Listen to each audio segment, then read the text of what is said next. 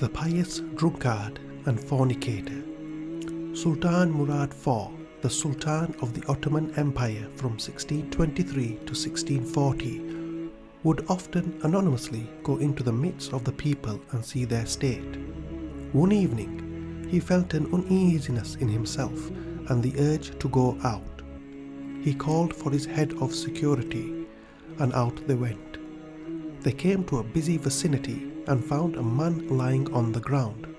The Sultan prodded him, but he was dead and the people were going about their own business. Nobody seemed to care about the dead man lying on the ground. The Sultan called upon the people.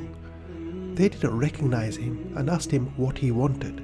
He said, "Why is this man lying dead on the ground, and why does no one seem to care?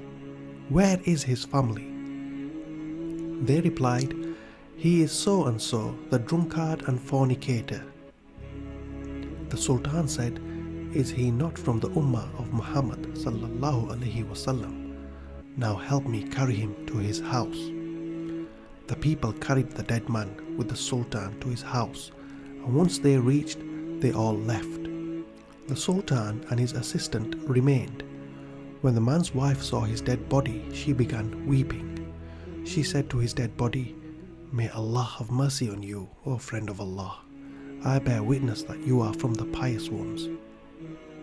The Sultan was bewildered. He said, "How is he from the pious ones when the people say such and such about him, so much so that no one even cared he was dead?" She replied, "I was expecting that. My husband would go to the tavern every night and buy as much wine as he could. He would then bring it home and pour it down the drain. He would then say, 'I saved the Muslims a little today.' He would then go to a prostitute, give her some money, and tell her to close her door till the morning.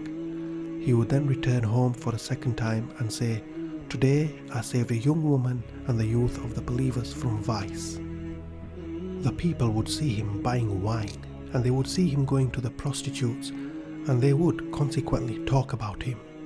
One day I said to him, 'When you die, there will be no one to bathe you, there will be no one to pray over you, and there will be no one to bury you.' He laughed and replied, 'Don't fear, the Sultan of the believers, along with the pious ones, shall pray over my body.'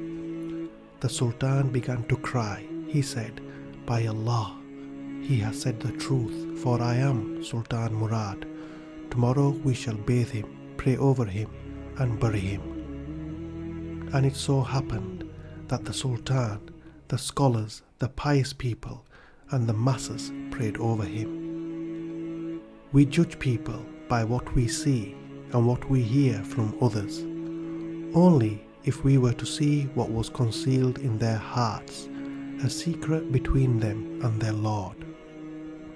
If Allah knows, why does it matter who knows and who doesn't know?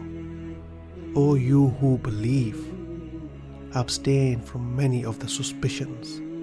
Some suspicions are sins, and do not be curious to find out fault of others, and do not backbite one another.